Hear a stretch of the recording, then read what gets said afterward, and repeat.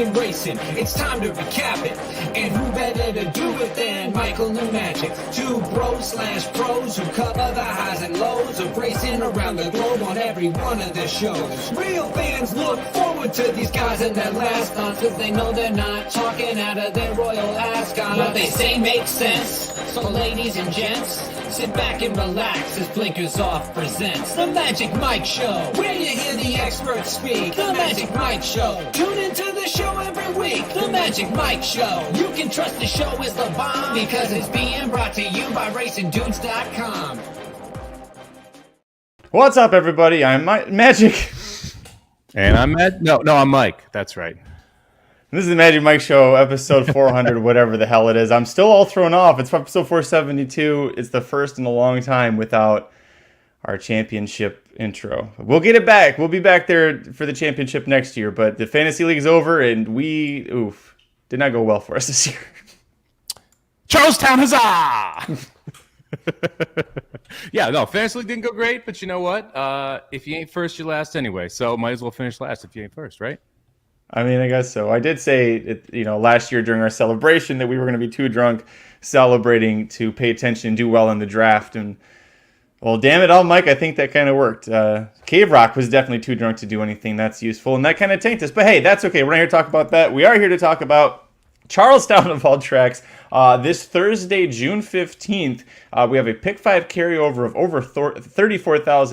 And that might not sound like a lot, but for a smaller track like Charlestown, Mike, that can make a big impact.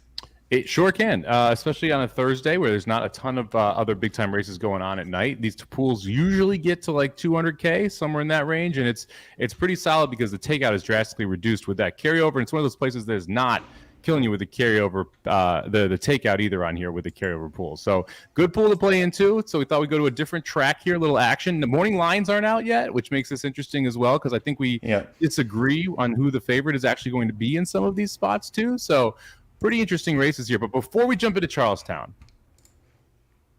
I got a question for you. Okay. Who's going to be the 3-year-old male of the year? Who wins the Eclipse Award for 3-year-old of the year? Jeez. It is wide open going down here. You've got Forte, who won a couple big preps, but then the best is second in the Belmont. You've got Mage, your Belmont winner. Your Derby winner. You got Arcangelo, who wins the Belmont. I think it's going to be tough for National Treasure to pull it off, but he's going to be part of the players as well. Mm-hmm. You have horses like Angel of Empire that could have a big fall and make a run. You've got Tapit Trice, who, if he wins two or three of these big stakes late in the year, you could make an argument that he is going to be that one after winning at Keeneland as well. Who ends up taking this crown home? I think it's wildly interesting right now. That's why I even suggested that draft, because it's interesting how the rest of this year is going to play out in multiple divisions. A couple votes in the chat for Arcangelo. Developing, later in the summer his 3-year-old season like his daddy Arrogate did. Oh boy, if there were imputed odds on this, you would assume you'd catch a little bit of a price on Angel of Empire. I think he's interesting, but the fact he finished third in the Derby and the Belmont, but he would need to win the Traverse and like the Jim Dandy, or the Traverse and the Pennsylvania Derby, something like that. He's going to need multiple Grade 1 wins still. Forte, I think, is still right up there. I don't think he's done anything wrong, really. He had that little bit of layoff and almost won the Belmont. Super impressive effort. I'm going to say, oh man, this is going to be tough. I'm going to say it's Forte, because I think of all the horses that have won a Grade 1 this year, he is most likely to win another Grade 1. And that, I think, will end up being a huge difference maker, whether it's the Traverse or the Pennsylvania Derby. Probably not, Breeders' Cup might be a little tough for him with the crowd we've got this year. But yeah, that's who I go with. What about you? It's an interesting question. Could 3-year-old of the year not be a routing horse this year? Are there any sprinters that could possibly play into this? Well, the streak he's on, Arabian Lion, if he gets a Grade 1 win and finishes up, like say he wins the Haskell and the Pennsylvania Derby, like and the Malibu, and the Malibu, you throw that into the mix as well. Yeah, that's. I mean, I wouldn't be shocked if the 3-year-old of the year is up for grabs come Breeders' Cup. That's like there's a huge chance at Breeders' Cup for someone to do it. I think Mage has the inside track right now. I'm not sure if Mage can get another big time victory, because that's what it would take. I mean, if a Travers Haskell type race. I think Arcangelo has a legit shot at it.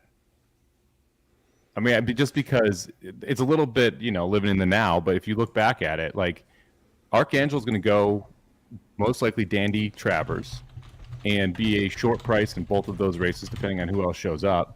No issue with the distance. And you got to think that the way with the sire line, Tappet and Arrogate, this horse is just going to get better and better too. Yeah.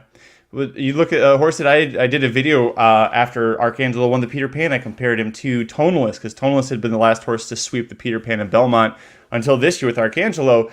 And they are very similar. They both were making their 4th career start in the Peter Pan. Both were making their 5th start in the Belmont Stakes. And you look at the summer that Toneless had, and this is 2014, the California Chrome year.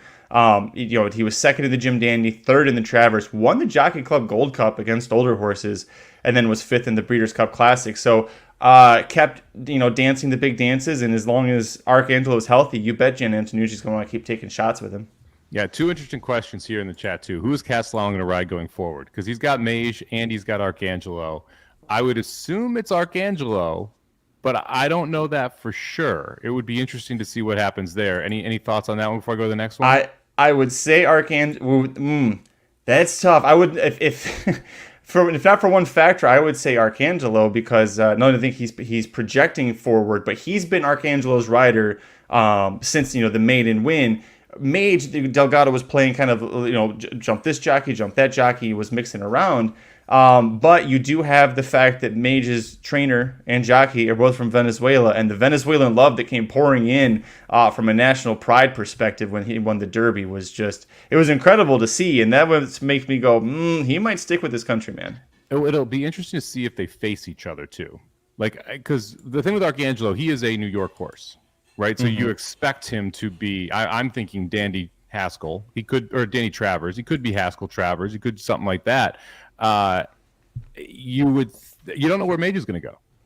I have no clue where they're going to decide to go with him here. If they're going to go with the under derbies, right? The Ohio Derby and the West Virginia Derby and all that jazz. If they're going to go up to New York, if they're going to dance those dances, we don't really know that. So that I think is going to be interesting to see how that plays out. I would expect it's going to be Arcangelo though. Other question. Can you set up a line for up to the mark on winning Eclipse Horse of the Year? I would say he's like 15 to 20 to 1. You know why? Because he's a turf horse. Because Cody's Wish is probably 2 to 5. Yeah, also that. Right? Like Cody's Wish is going to. I mean, the plan is Whitney and then eventually Classic, right? Mm-hmm. If he so Cody's Wish stretch out. Yeah, he should be able to based on pedigree. There is no reason to think that he can't go long. And if that's the case, I mean, it's going to be very hard to get around Cody's Wish. Who Cody's Wish ran 3rd to when they broke their maiden? Oh, shoot, I did know this. Who is it? Mahamel, one of the horses we've made fun of for years. My gosh. This is how bad the race was. One of our biggest fade races had Cody's Wish in it. You got to love that. Obviously, we stopped fading it after like 3 or 4. We didn't fade Cody's Wish, but the top 2 and the buyers they ran became a joke on this show. And Cody's Wish was in that race, ended up running 3rd. And now look at him. Amazing. Yeah, and I think if he wins the Whitney next out, I don't think it matters what he does the rest of the year. I think he's Horse of the Year. Because of the efforts, it'll be 1, 2, 3. That'd be 4 grade ones in a row for like the winning streak since the Dirt Mile. I mean, I don't see how he loses it if he wins the Whitney. Because it's also you don't have a superstar stand out on dirt for the older horses, and the 3-year-olds are just a grab bag right now. So Mahamel won this weekend. Oh boy, yeah. Did he win it? Did he win at Charlestown? No, it was an allowance. I can't remember where. It wasn't Ellis. It was somewhere like that, though. It was an allowance somewhere that he won. Oh, and what about Caravel Horse of the Year? What if she just keeps ripping him off and wins the sprint? A turf horse isn't going to do that in America. I don't think it's a bad, you can make an argument for her, but the reality is, no, it's a turf horse and a turf sprinting horse. It's not going to, no. It's not going to happen here. I'm gonna just go ahead and say this. I don't think a turf sprinting filly has ever won Horse of the Year. Just going out on a limb and just saying that one. Going out on a limb, taking big swings. That's what we do in the Magic Mike show. Cover the pick 5 at Charlestown. I want to see the late pick 5. It's the only pick 5. It's an 8-race card on Thursday, June 15th at $34,000 plus carryover. Make a big difference. Let's get into it, buddy. Riders up.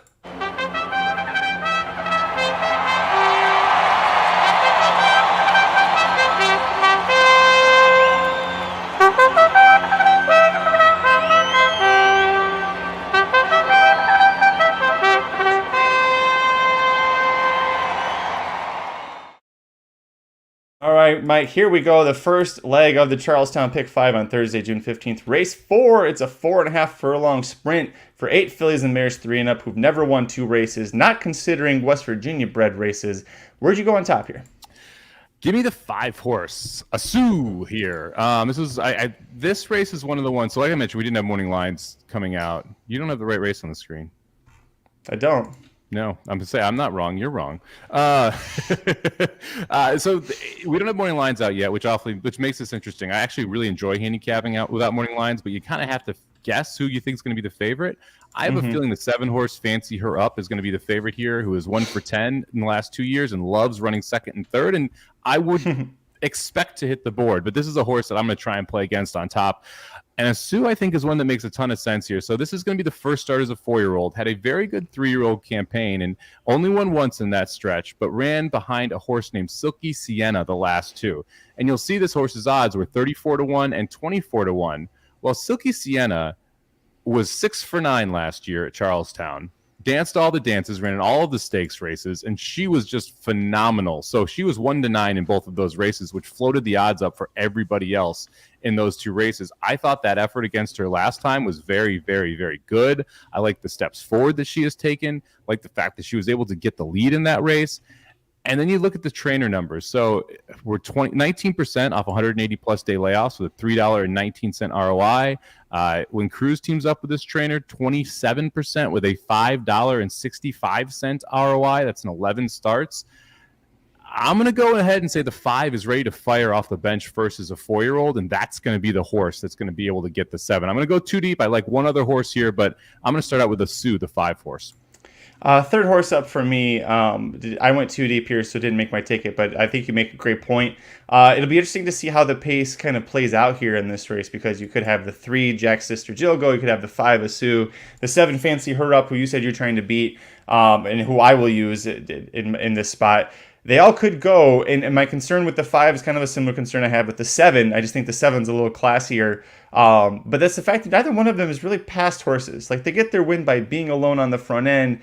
They don't really come from off the pace and pass and show much there. For me, at least with the 7, I know that she's going to give a great effort, because not only is she 4 for 16 in her career, she's 8 for 16 in the exacta. So she likes to finish second. She likes to finish first too. I think that she, second off of the layoff, second time starting at age 4. Last time out was her first start for the new trainer and missed by a neck. If you excuse the 197-day layoff and you think that there's a good chance that she just needed a race, she makes a lot of sense. She will be a short price, though. Her last 2 races before that, 4-5, 3-5 favorite, was even money. 2 races even farther back before that. So I understand if you're concerned about her because of a short price. It just, for me, I thought she was the classiest of the speed horses. The other reason, you mentioned the career stats, right, where she's 4 for 16. I believe it's, 4 for 16. Yep. She was 3 for 6 against 2-year-olds. So as soon as it went to 3-year-olds and 3-year-olds and up, she really's been struggling. And that to me was the reason why I was like, okay, I'm going to just leave her off, because I think she was probably better than all the other 2-year-olds at Charlestown. And now that she's having to face older horses, it's all of a sudden started to fall apart a little. Not even fall apart. That's not fair. I'd love to own this horse because she just keeps catching checks.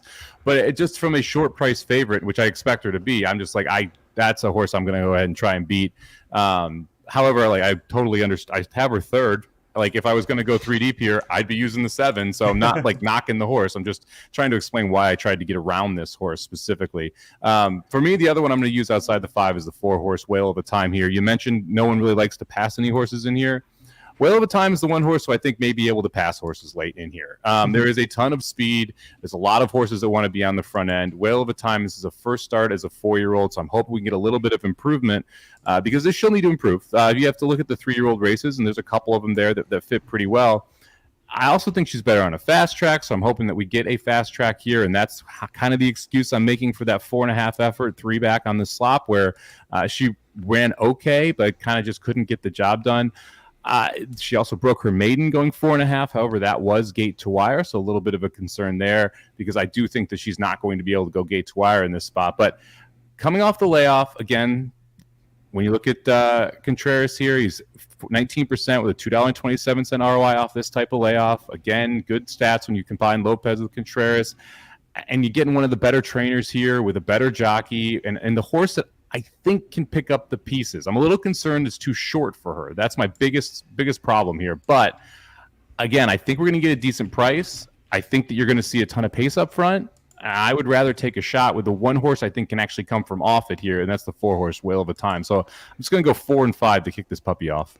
So we use different horses, but we kind of structured this in similar ways, where we took a horse that we thought was the best of the speed or most likely to win of the speed horse, and then we looked for a horse that would be coming from off and pick up the pieces. I went that direction, but I've ended up on the number 6, Mystic Malibu, for my horse that I think can do it. Now, a horse is coming off of a maiden win against straight 3-year-olds, now facing older horses that have not only won before, but in some cases won multiple times. But first of all, very well bred, a Dollar of Malibu Moon. Took a huge step forward in her second career start. She actually, so if you look at the form, it says that she was second by a length and a half at the first point of call. She was third down the entire backstretch. That Charlestown is so short. But she got second, right? Moved up to second right when it was the point of call there. But she was able to reel in 2 horses that ended up finishing way behind her off the board. And I thought it was extremely impressive effort, especially when she kicked on off of the turn. I also am using in race, it's the third leg here, race 6. The horse that was second in there, Icy Stare. She's back in the maiden race today. I used Icy Stare. I like her a lot in that race. And I also just really like Mystic Malibu here. 4th horse for me. If I was going to go 4 deep here, that would be the horse. And if I was going to single the 4th leg, which I think we're going to have a nice little discussion about, because we both, you have a single there, I have a horse I'm going to try and beat your single there with that I almost singled. If I singled the 4th leg here, I would have added the 6 and 7. But I couldn't find that single in here that I thought wasn't going to be short priced. And so I ended up going 2 deep here because I thought this would be a competitive race. I think, the favorite's 2-1 in here. Maybe 8-5 on the outside, something like that. I mean, I think it can be a pretty spread board. So if you can get through here short, it's a good advantage in the sequence. Before we move on, Polly777 says, don't leave out Jack's sister Jill. My issue, and possibly yours too, is I thought she was going to be buried inside of 2 other speed horses. And if the 3 of them all gunned it, I think the 3 is most likely to quit early. Yeah, I think she is the third best of the speed horses, like the straight stone cold speed horses. I kind of think the 1 wants to go too. You could make a case for Sister Joan as the horse that picks up the collapse, but I think the 4 is a better version of the 2. I mean, so you're kind of sitting here with, like, to me, you've got the 1, the 3, the 6, and the 7, or 1, the 3, the 5, and the 7, your 4 speeds. So who do you like out of there, right? And then the 2, the 4, and the 6 are coming from off the pace. Who do you like there? And I think we just kind of each picked a different horse for the one we like up front and the one we like coming from off it. But I would say the outside 4, your 4 most likely horses to win. Question, who is Boca Chica riding? Well, you got to be more descriptive than that. There are 3 Boca Chicas, and in 3 different races, a Boca Chica is named on 2 horses, and the same Boca Chica. It's Boca Chica madness. Let's move on, Mike, to one of those. I believe the second leg of the pick 5 at Charlestown on Thursday. June 15th, race 5. It's a 7-furlong route. That's right, 7 furlongs on the dirt is routing at Charlestown. 10 males, 3 and up, plus 2 also eligibles in for $5,000 claiming tags. Non-winners of 2 lifetime. Where'd you go on top? Well, 2 must-uses are the 2 that are going... We got 2 monster droppers in here, and I feel like you kind of have to use them both. I put the 10 horse on top. Mims Hat Trick. This horse broke its maiden first time out, came back, ran in basically $34,000 allowances the next 2, ran back in a $15,000 claimer. Now we're all the way to the bottom of the barrel here, going to that $5,000 level. This is the good Boca Chica, who's going to be here 30% riding, Runco 19% from a training perspective. The 2 combined at just over 20%. I think the class drop here is really what's going to make the difference. I don't mind the stretch out at all. From a distance perspective, this horse has early pace. I think this is going to be by far the easiest race this horse has seen, or at least the easiest field this horse has faced. So I'm going to put Mims Hat Trick, the 10 on top. So I'm kind of cheating. I went 3 deep here, but there's a caveat. I'm either using the 8 or the 10, and I'm going to put on my final ticket whichever one Boca Chica keeps, because he's named on both of them. He's got great stats riding for both trainers, 25% for Jeff Runco and Mims hat trick, and 30% for Anthony Ferrier, who has the 8-horse Moses Water. I will say of the two, I hope he goes with Mims hat trick, because like you, I like this one better than that one. But I looked at this as like Boca Chica, Arnaldo Boca Chica, winningest trainer, or jockey, I should say, at Charlestown. And it's one of those things is like, I'm just going to use him if he's in the race. Like you just kind of have to put him on your ticket because of how often he's winning for different barns. So whichever horse he picks, that's going to be on my ticket here. It's going to be interesting because he's ridden the 10 all 4 starts. He's ridden the 8 2 of the last 3, and the 8 he took gate to wire last time. The one thing I would say is the 8 sucks. So I wouldn't use the 8 even if Boca Chica ends up there, because that was not a great gate to wire win. Although I say that, no, I didn't consider the 8. You got 5,000 maidens even to this level as a jump up in class at Charlestown, right? Yeah. Because they're not jumping up, they're not cutting half in price. They're still the same price. Yeah, I don't know if there are $2,500 claimers at Charlestown. That's the problem. So I don't think you can go lower than this, but that still, I don't know. Maybe you could make the light bulb angle, but you're 0 for 9 lifetime, and then you go gate to wire against a field you were sub even money. That's not the type of horse I like to play back usually when they face winners the first time. I went 3 deep here. Like I said, it'll be either the 8 or the 10 on my ticket. Top pick for me, I went with the 6, Bubba G. Last time out, chased a loose on the lead winner named Scoot Scoot. Good name for a horse, especially one that goes gate to wire.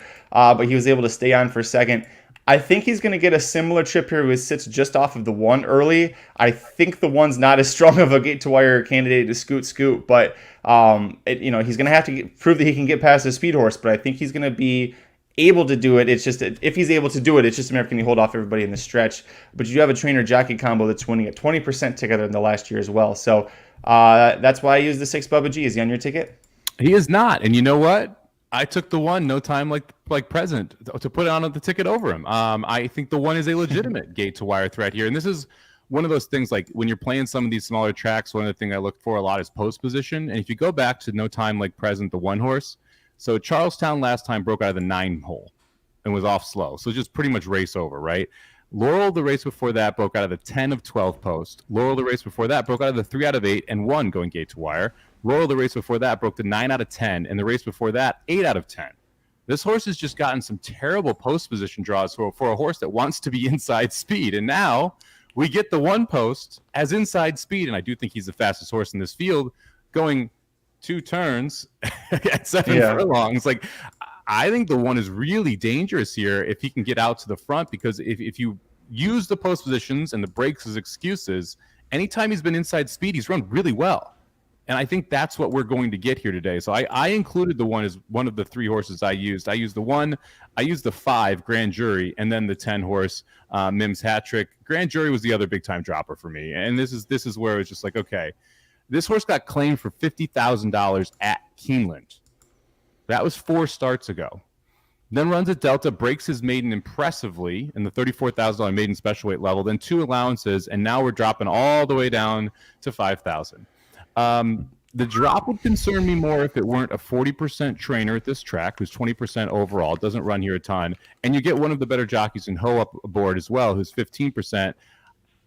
I get the issues here, right? I do. I understand, like, hey, this is a crazy drop. Maybe the horse just sucks now. This field sucks too. Like, it wouldn't take much for the 5 to show. If the 5 shows any of those first efforts, the first couple, this is a really dangerous horse in this spot. And so that's kind of why I landed on the 5. I felt the drop is concerning. You got to kind of respect the connections here and assume this isn't just like a drop it because the horse is terrible. If you're like, just retire the sucker if you're going to run it for $5,000, right? If you run it for $5,000, I think it still has 4 legs and still has the speed to be able to beat this field. Trying to get some of that $50,000 back. I don't know what they got for the Delta Downs maiden win, but I don't think it was $50K. That was probably not $50K. It was probably it wasn't terrible. $34K purse. Yeah, probably not $50K. Yeah. This was the last horse off my ticket here. I had 4th up. I liked all the points that you made. Even when the horse won at Delta Downs, it was a race that was pretty slow fractions wise, and I think that because I did use the 1. I must have misspoken about dissing the 1 when I was talking about the 6. I went 6-1 in this spot. So as far as Grand Jury goes, I don't think it's going to be slow enough and then have a horse like No Time. If it goes that slow, the 1 should win this. If the 1 isn't able to, or if the 6 actually takes a step forward off of that last race, he can get by the 1 instead of letting that horse go gate to wire. For me, I just didn't see how Grand Jury. I don't think he's good enough to get the win here. That's why he stayed off. That's fair. I just look at there's 3 of his 6 races that crush this field. Yeah. If I don't know if we'll get any of the 3 of those, but 3 of those 6 races crush this field, and I'm not going to leave a horse off that half of their starts beats he wins by like 10 if he runs any of those races back. Now, will he? I don't know, but like if 3 of them on the page do it, I kind of have to use the horse. Let's move on. My third leg of the Charlestown Pick 5 on Thursday, June 15th, race 6. We've got 10 maiden 3-year-old fillies sprinting 4.5 furlongs. 4 of these horses making their career debut. So not only are we trying to handicap 3-year-old maiden fillies at Charlestown in June, 4 of them have never even touched the track. So good luck. Where are you going on top? I'm going to go with a first-time starter. And one of my good friends used to say, it's all about the Benjamins, right? The 10 horse sold for $45,000.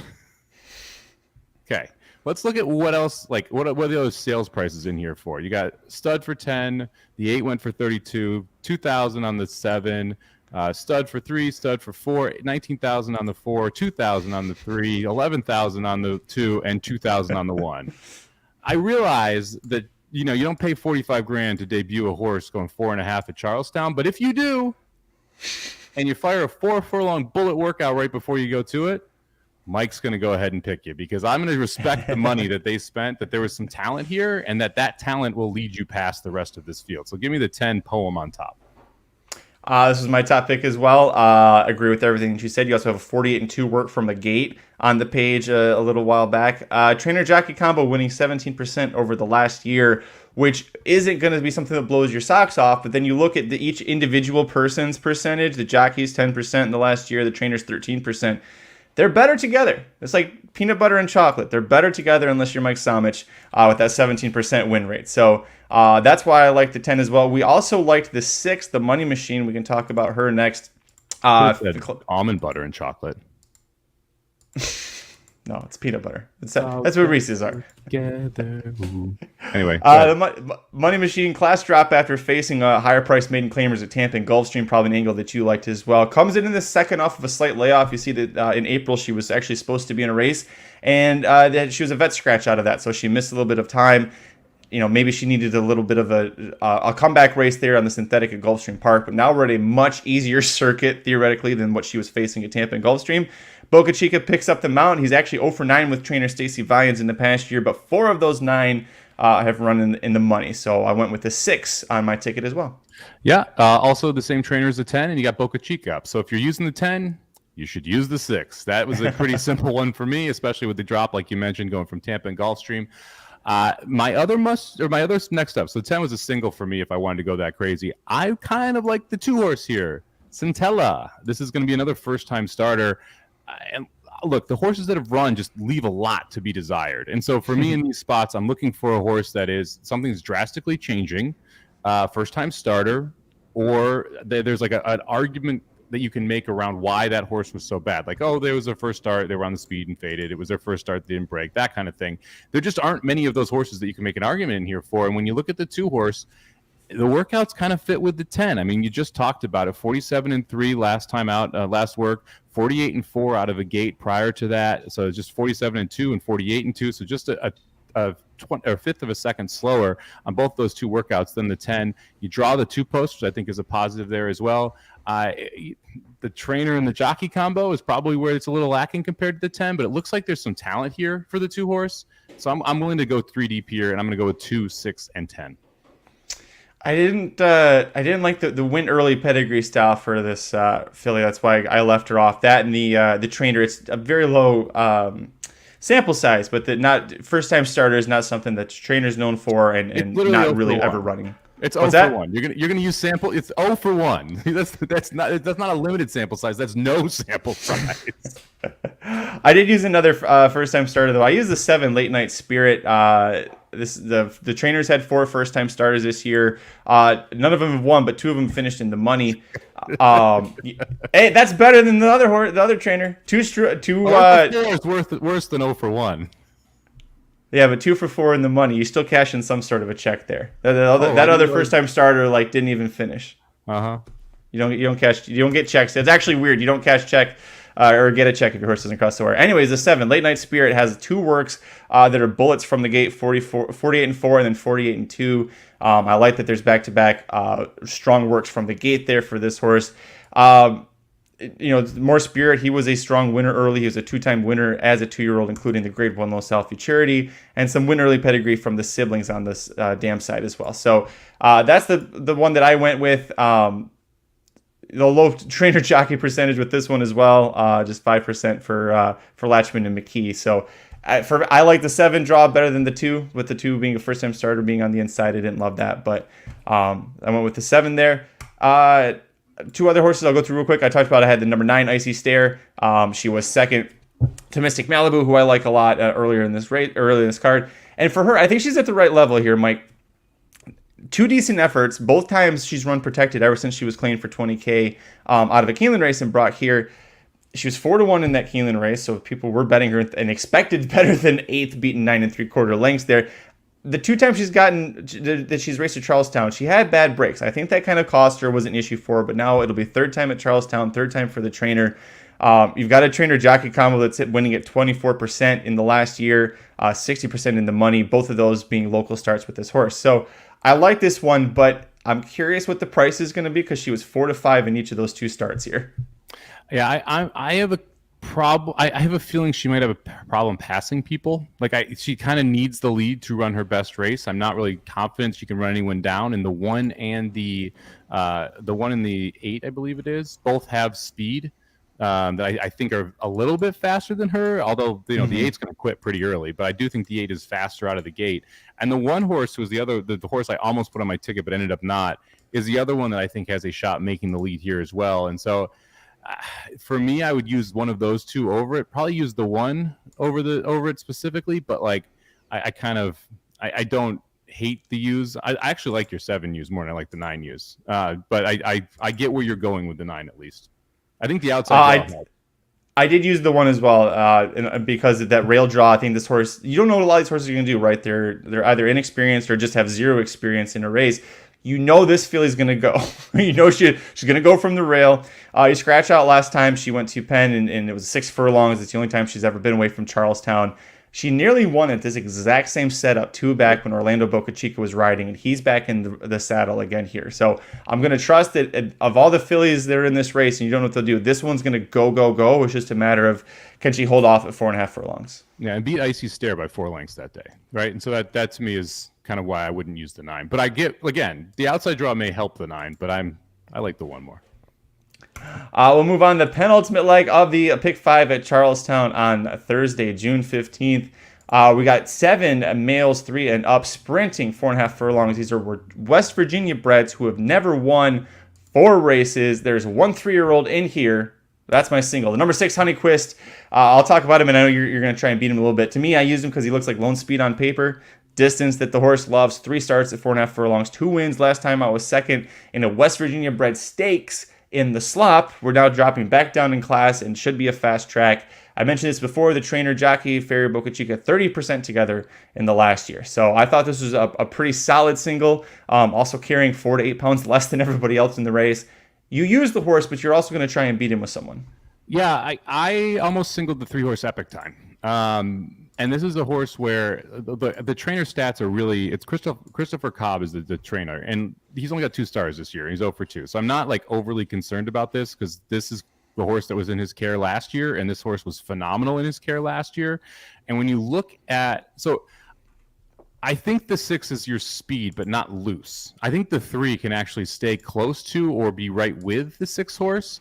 And if you take out the last two races, you're like, well, Mike, how can you cross off the last two? Well, they were both over good and sloppy tracks. If you take those going two turns. and they were both 2 turns here, Charlestown. If you take those 2 races off, it is a very, very, very good horse that was improving every single start as it got further and further into the year, ripped through the levels, right? Wins first time out, goes to N2L, finishes third, wins the next time in N2L, goes to N3L, second by a nose, wins the next time out in N3L. This is a good horse, and I think this horse is ready to go. If you look at that last work, 47-4 blinkers out of a gate, 3 of 22, and the price you're going to get on the 3 versus the 6, I think is going to be at least double. And that was why I almost singled the 3 horse here. I think Epic Time has a big shot at beating Honeyquist. I do think these are the only 2 horses that have a chance to win this race. I don't think you need to go any further ever here. But I think Epic Time has a big chance here. And I considered singling, but because the horses that I would add would be the favorite in the first. Don't really want to do that. It would have been the 6th in the second. Didn't really want to do that. It'd be 1 in the third. Didn't really want to do that. And so it's like I would rather just take the 2 deep here versus adding chalk and other legs. So I didn't single Epic Time. However, I'm probably going to play a press ticket through Epic Time on top of the 50-cent ticket when it comes to Thursday, because I do like this horse quite a bit here, and I do think you should expect one of the efforts that is 3 and 4 races back, not the last 2. And if this horse improves into its 4-year-old season, it could be a nice horse here. Yeah, I agree with what you said too. These are the only 2 horses that I really strongly considered. The blinkers on Epic Time is an interesting thing too, to see what happens with him. He's as far as I can tell, he's never worn. No, wait, I'm looking at the wrong horse. Yeah, no, he's never worn blinkers either. I was looking at Honeyquist. Neither one of them have ever raced in blinkers, but Epic Time going to be putting them on. Maybe it helps him just sit back and relax a little bit, assuming Honeyquist is going to be going. And this is one of the tough parts about handicapping some of these tracks, right? Because like Christopher Kolb, like I said, 0 for 1 for the year here, 0 for 2 for the year total. But if you look at his like advanced stats, well, he's 27% with 15 efforts on the dirt and 24% with 17 efforts on the sprint. Yeah, well, 7 of those efforts was this horse last year, right? So it's hard to to really be like, how is that really good or is that not? Because all of them are coming from a single horse. So like it goes back to, okay, you got to just trust that these connections are good with this horse because of what we saw last year.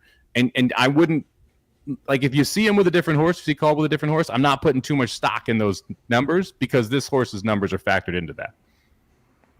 We'll move on to the 5th and final leg of the Charlestown Pick 5 on Thursday, June 15th. Race 8, 10 older males plus 3 also eligibles, routing 6.5 furlongs in for $5,000 tags.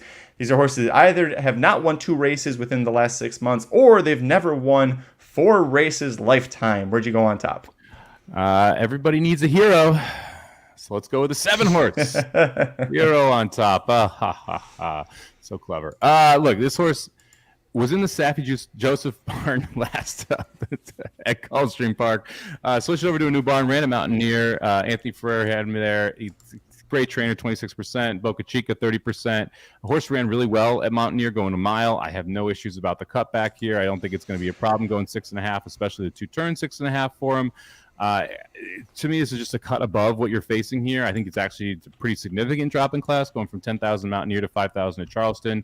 And I like the fact that he come from off the pace last time, but you also saw him win in gate-to-wire fashion, going at the 6,250 level at Gulfstream. So has tactical speed, can win. And oh, by the way, the 2 horses he beat at Mountaineer both won back the next time. So the 7 hero horse on top for me. Second pick, almost my top pick. Love everything that you mentioned about him. The fact that he went a mile at Mountaineer against 10K claimers, and now we're down here to the 5K level, was big. Both of those 2-turn setups, I think he just needs to make sure he gets into the race a little sooner than he did at that Mountaineer race. He was a little sluggish out of the gate, a little tap at Tricey. But when you've got Boca Chica going to be riding him, you can trust that he's going to know this is a lazy horse I need to get on. So wow. I love the 7 hero as well. You're comparing tap at Trice to $5,000 claimers at Charlestown. Listen, a lazy slug is a lazy slug. Doesn't matter where they're running. Top pick for me, just by a smidge over here. The number 10, Bernie's on fire all the way outside, which is a slight concern because we're going 2 turns. But I do trust that the jockey will be able to handle him properly. Won over this course and distance 2 races back at the exact same level. He did, just because of when he last won his race, he still qualifies to come back at this same level again, which is just brilliant. Brilliant placing by the trainer John Robb, who's 5 for 17 in the last year. at Charlestown. He's 19% when his main man from Laurel, Xavier Perez, follows him wherever he sends a horse. I like that Xavier Perez did come down to Charlestown to ride this horse in a $5,000 claiming race back in April, got the win. As somebody mentioned earlier, this is Rob's main guy, and so when Rob brings a horse here and Perez is going to follow, that's really big to me. The fact that he also got second at Laurel last time out. I mean, I know there's 5K at Laurel, but that's still better than this level, right, Mike? It is, and Perez ships in here. That to me were the two big factors why you kind of have to use this horse. One effort at Charlestown was able to get the job done over the 3 horse, so I'm also going to be using here. But when you see Xavier Perez come in here and it's a Rob horse, you got to respect the heck out of it. So I thought the 10 was a pretty easy horse to be included on the tickets here. The 3 horse Elvirus, another one I'm going to use. This is one of those horses where I think the fast track is significantly better. He is 4 for 23 on a fast track, just 1 for 7 when the track is sloppy or good. Last time out at this level was a 90-cent favorite, but that was over a sloppy track. Wish I had seen that. I would have bet against him that day, but unfortunately, I wasn't playing Charlestown on May 20th.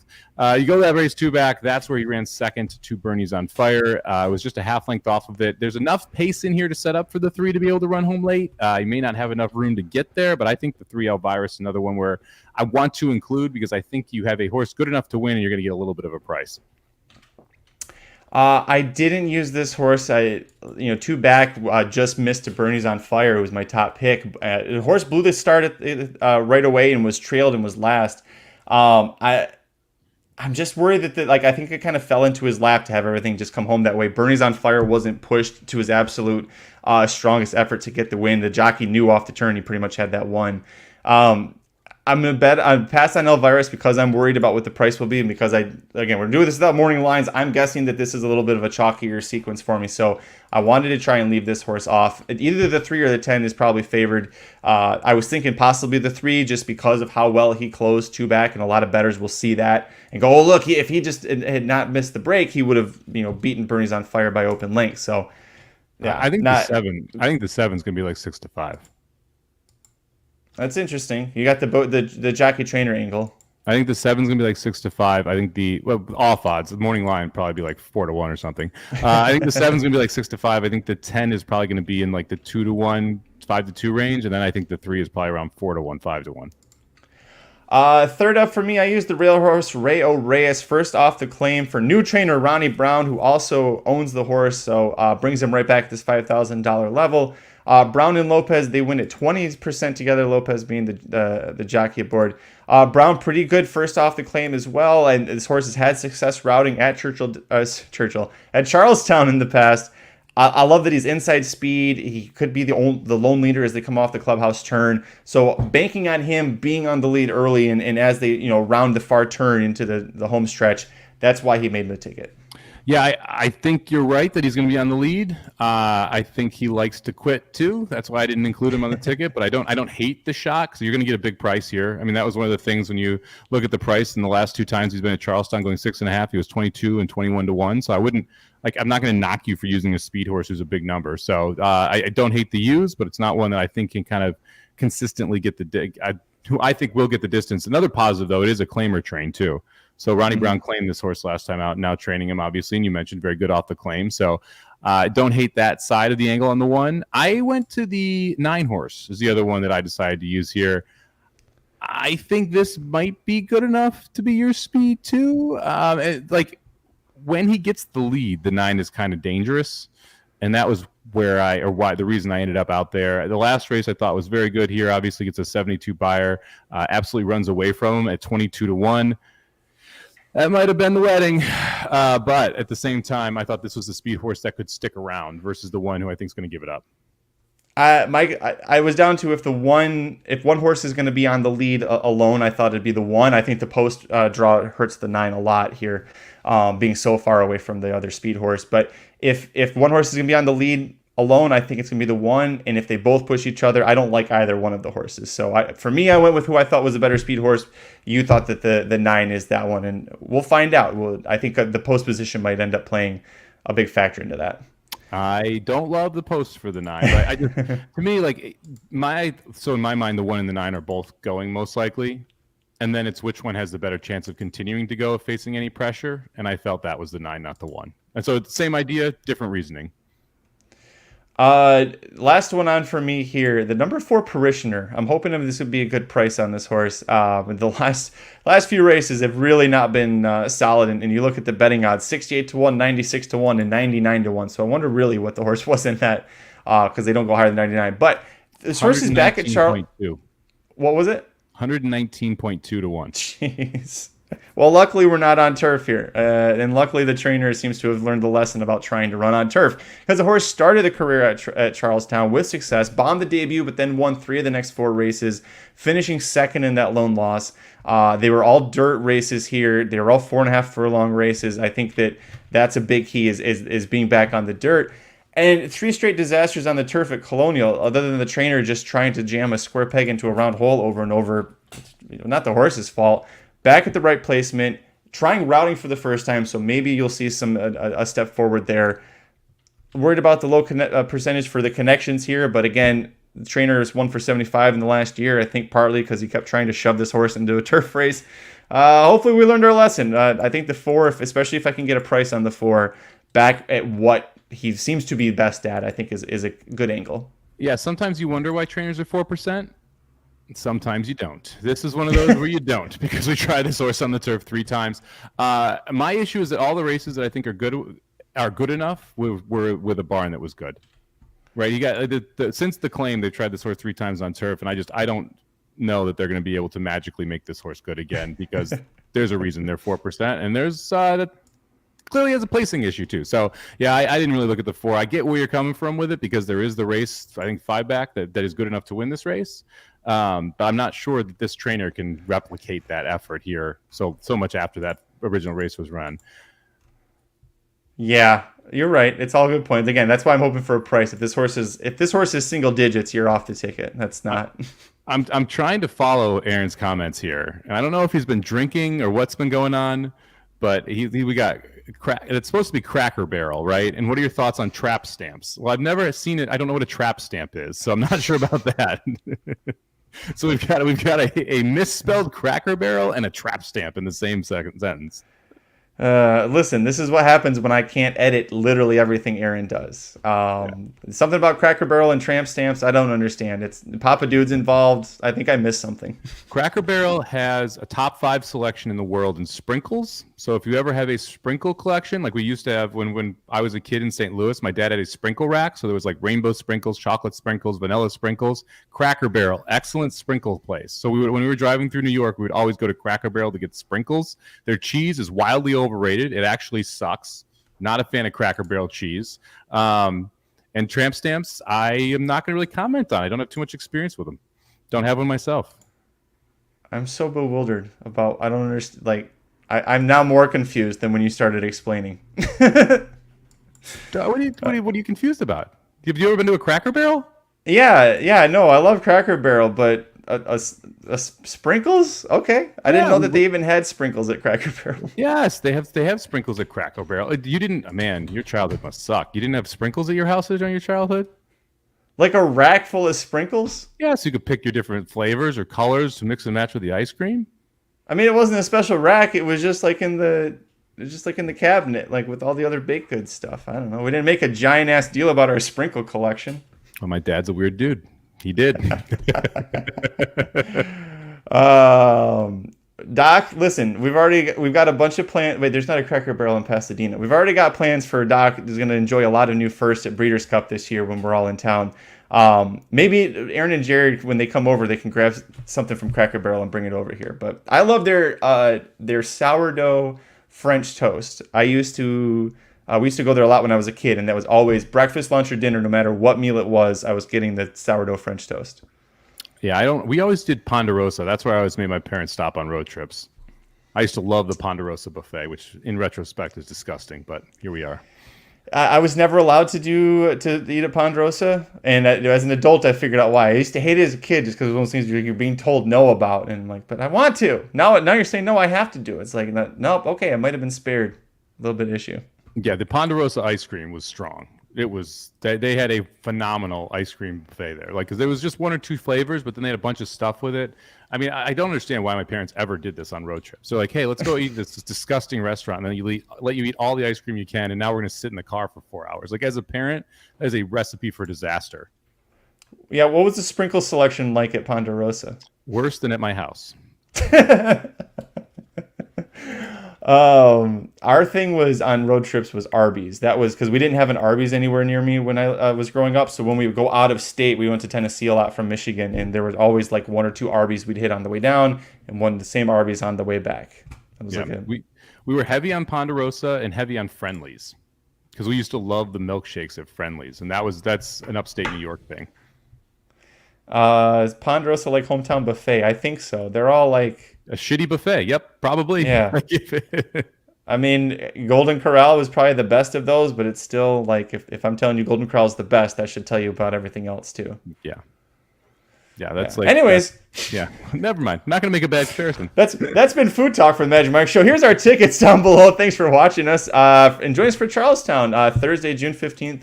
It's night racing. They got a $34,000 plus carryover into that pick 5. And like Car Ramrod says, thanks guys. I get more time to wager at night and have had a lot of fun at Charlestown over the years. Decent pools there most nights too. Very true. So Car Ramrod, anybody else, put your tickets down below in the comment section. Let us know how you're playing. We'd love to see it. If we can't hit it, we'd love to see someone else do it. I know, Mike, that a bunch of people hit the Belmont pick 5 because they combined our two tickets. They used Caravel and they used Arcangelo. They listened to us.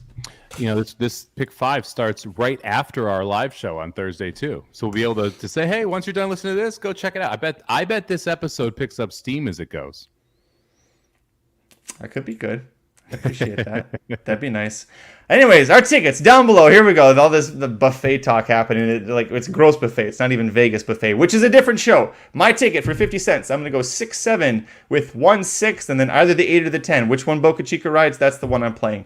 1-6, 7, 9, 10. Single the 6 and then 1-4, 7, 10. That's $60 for mine, Mr. Somich. Vegas buffets have actually dropped off recently because none of them have king crab legs anymore. Just my random thought on Vegas buffets. I'm going to play a 50-cent ticket as well. I'm going to go 4-5 with the 1-5-10, with 2-6-10, with 3-6, with 3-7-9-10. That'll cost you $72 for 50 cents. Shadi says she needs to find a buffet with crab legs. I don't know if I want any kind of buffet crab legs in Arkansas. Like, no. How long did it take them to get there? That's like the reject crab legs. That's that's not the ones you want. The only one left in Vegas that I can find right now is Bellagio. They're the only ones left with king crab legs. Car Ramrod says a Vegas crab leg buffet is a sight. People dragging those things around in wheelbarrows. Oh, it's hilarious. You go there and like you can tell which table is like we're getting our money's worth because it's a table of 5 people and they only have plates of crab legs. They're like, we're not going to get the prime rib. We're not going to get it. We're only getting the crab legs. That's it. I used to do that at the Mirage for their brunch and just get the Eggs Benedict. Slightly different, but also a time-consuming thing that would be quite popular. I just go over and steal 4 of them and put them on my plate. You're surprised, aren't you? It's not dessert, so I ate a lot of it. I assume it's not dessert. Hollandaise sauce is as close as you can get to dessert in a sauce, so I'm not shocked by it. The Wynn Buffet would be your jam. The Wynn Buffet has the best desserts of any buffet on the Strip. Magic would be the guy who only gets 4 plates of desserts instead of getting the prime rib and the crab legs and everything else. I got pissed at my dad. We went there once and he got the pizza. I'm like, you're not getting the flipping pizza at the Wynn Buffet. This is a terrible idea. It's like literally like a $10 DiGiorno pizza, and I'm like, you have all this other like wonderful food. Get off the pizza, man. Don't fill up the space with that. Now I'm hungry. We haven't talked about it, but now I'm hungry for sushi. So I think maybe that's go find some good sushi. We were glad that you spent your time with us here. You could have been anywhere in the world at this moment. You chose it to be here with us. Maybe now you're regretting that. Maybe you're hungry. Maybe you really hate our food opinions. Whatever it is, tell us a comment down below. Don't forget to put your tickets for Charlestown on Thursday. Over at racingdudes.com, Aaron's top 5 rankings for 2023 of all horses running in America. It just came out. You can go check that out at youtube.com/racingdudes as well. Got that video for that.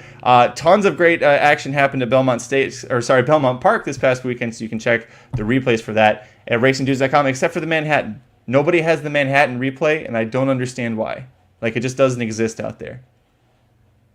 Manhattan. Yeah, It was the up to the marks win. It Yeah, was I was great. trying to think if anything happened in the race, and that's the reason. But No. no, it did. No.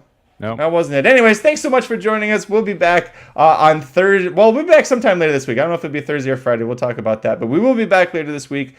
Make sure you join us every Wednesday through Sunday for Dudes Who Bet Daily. I think we crushed it at the end of the week. At least I know I did. I gave out my CFL best bet. It was an outright upset, and that was good. So My CFL picks. easy. We're just carrying the Haltermans. We had to carry blinkers off for years. Now we got to carry the Haltermans, man. We're used to it. Just throw Papa Dude on top of what we're doing. Yeah, Reds tonight. We all love the Reds to upset the Kansas City Royals. Think about that if you're following baseball. We've been having a lot of fun betting baseball. We'd love to have you join us. It's a quick half-hour show every Wednesday through Sunday at noon Eastern, 9 a.m. Pacific with myself, Mike Somich, Aaron Halterman, and Papa Dude. Join us for that. Join us Thursday or Friday for the next Magic Mike show, and put your tickets down below in the comments section. Until next time, I'm Magic. And I'm Mike. Good luck this week, everybody. The Magic Mike Show, where you hear the experts speak. The Magic Mike Show. Tune into the show every week. The Magic Mike Show. You can trust the show is the bomb because it's being brought to you by RacingDudes.com.